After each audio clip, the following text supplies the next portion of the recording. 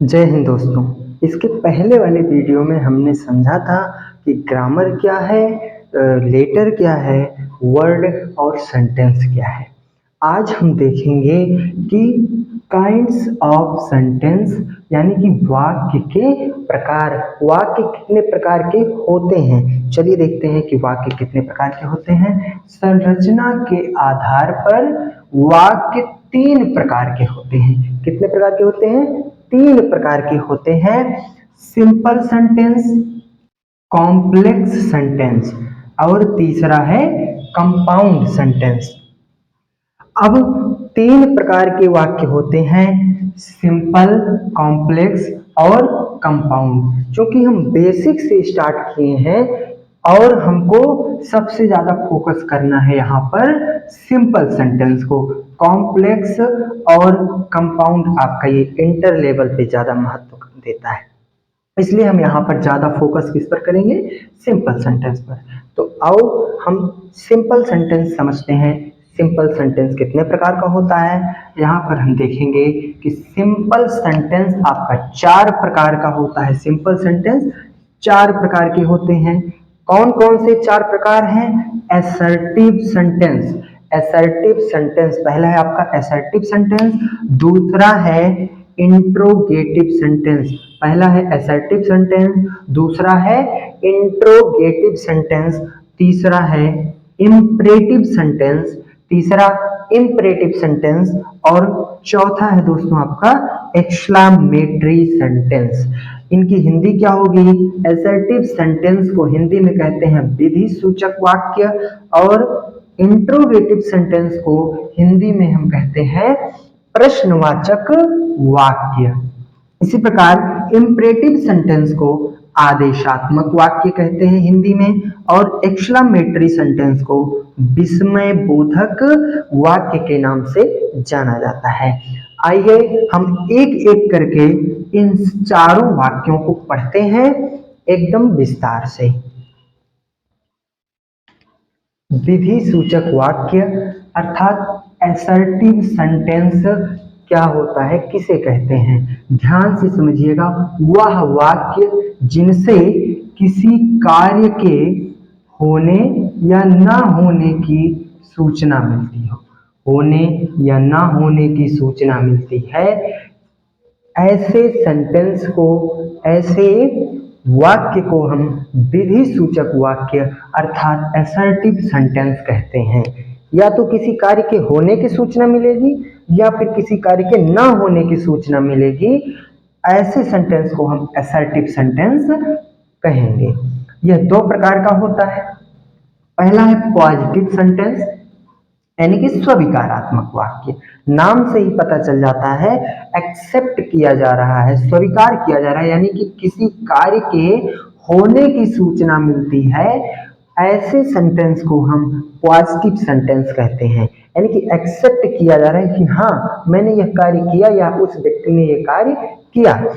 और एग्जाम्पल के तौर पे हम समझते हैं Seema is writing a letter, Seema is writing a letter, यानी कि सीमा एक पत्र लिख रही है, यानी कि सीमा वह कार्य कर रही है, यानी कि हमें कार्य होने की सूचना मिल रही है, इसलिए इस सेंटेंस को हम पॉजिटिव सेंटेंस बोलेंगे, पॉजिटिव सेंटेंस बोलेंगे। दूसरा आपका आता है negative sentence. Negative sentence Hindi में हम इसको नकारात्मक वाक्य बोलते हैं। इसमें किसी कार्य के ना होने की सूचना मिलती है तो हम उसको निगेटिव सेंटेंस या नकारात्मक वाक्य कहते हैं।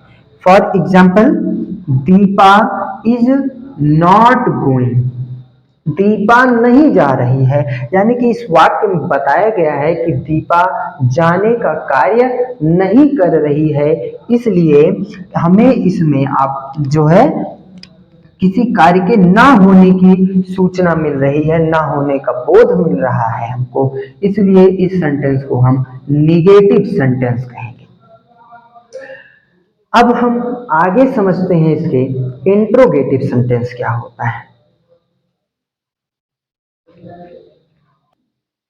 दूसरा आपका है इंट्रोगेटिव सेंटेंस। दूसरा है इंट्रोगेटिव सेंटेंस, इसको हिंदी में हम प्रश्नवाचक वाक्य कहते हैं। इसके नाम से ही पता चलता है, वाचक मीन्स होता है कहने वाला, बोलने वाला, अर्थात जो हमसे प्रश्न पूछता है, जो हमसे प्रश्न पूछता है उस वाक्य को हम प्रश्नवाचक वाक्य इंट्रोगेटिव सेंटेंस कहते हैं। परिभाषा लिखनी होगी तो कैसे लिखेंगे? जिन वाक्यों में कोई प्रश्न पूछा जाए, जिन वाक्यों में कोई प्रश्न पूछा जाए उन्हें हम प्रश्नवाचक वाक्य कहते हैं। जिन वाक्यों में हमसे कोई प्रश्न पूछा जाता है उसको हम प्रश्नवाचक वाक्य कहते हैं। ध्यान रखना है हमें किस बात का? इन वाक्यों के अंत में प्रश्नवाचक चिन्ह अर्थात मार्क ऑफ इंट्रोगेशन लगाया जाता है। मार्क ऑफ इंट्रोगेशन क्या होता है? यानी कि इस वाक्य का एक चिन्ह होता है, एक सिंबल होता है, वो इस तरीके से होता है जो कि सेंटेंस के लास्ट में, वाक्य के अंत में लगाया जाता है। Example, what is your name? आपका नाम क्या है? यह इसमें हमसे प्रश्न पूछा जा रहा है कि आपका नाम क्या है। तो और सबसे बड़ी पहचान कि लास्ट में आपको क्वेश्चन मार्क लगा मिलेगा। क्वेश्चन वर्ड तो आपको मिलेगा ही मिलेगा।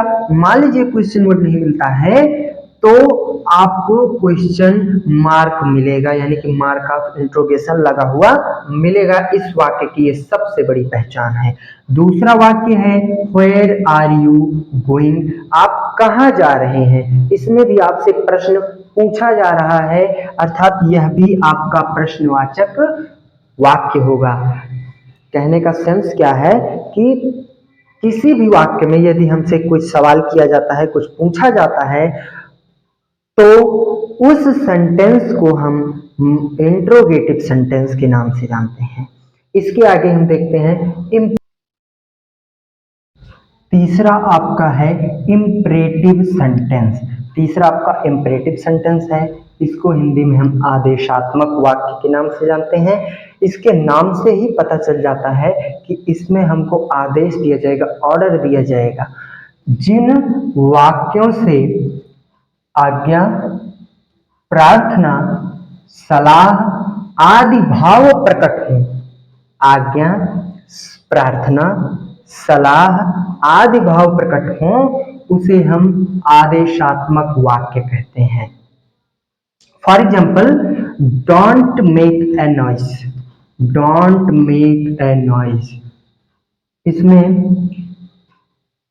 कहा जा रहा है, आपसे आदेश किया जा रहा है, आपको ऑर्डर दिया जा रहा है कि शोर मत मचाओ, आवाज मत करो, यानी कि आपको ऑर्डर दिया जा रहा है। यह सेंटेंस आपका इम्परेटिव हो जाएगा, यह सेंटेंस आपका इम्परेटिव हो जाएगा, आदेशात्मक हो जाएगा।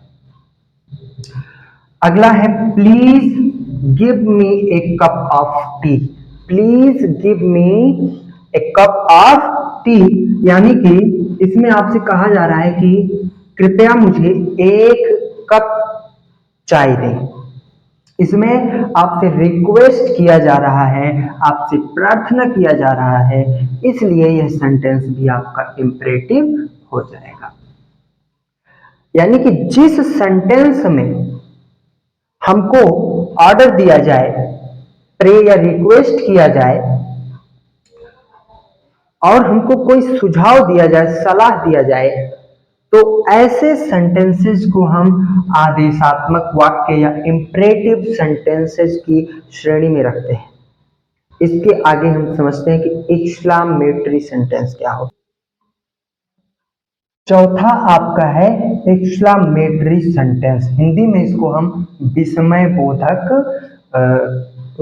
वाक्य के नाम से जानते हैं। विस्मय बोधक या विस्मय सूचक भी कह सकते हैं। क्या होता है ये, कैसे पहचानेंगे? जिन वाक्यों में हृदय की तीव्र भावनाएं, हृदय की तीव्र भावनाएं, जैसे अत्यधिक सुख, या अत्यधिक दुख, जरूरी नहीं कि सुख हो तभी, दुख भी, तीव्र भावनाएं कह रहे अचानक से उठने वाले भाव हमारे अंदर, और आश्चर्य, आश्चर्य आदि प्रकट हो, ऐसे वाक्यों को हम विस्मय सूचक वाक्य या एक्सक्लामेटरी सेंटेंस की कैटेगरी में रखते हैं। नोट हमें ध्यान में रखना है कि इन वाक्यों के अंत में हमें विस्मय सूचक चिन्ह अर्थात मार्क ऑफ एक्सक्लामेशन लगाना है। इन वाक्यों के अंत में हमको मार्क ऑफ एक्सक्लामेशन लगाना है। इसका सिंबल इस तरीके से होता है, इसको कहते हैं मार्क ऑफ एक्सक्लामेशन या विस्मय सूचक चिन्ह। उदाहरण के लिए हम समझते हैं how beautiful rainbow is, how beautiful the rainbow is.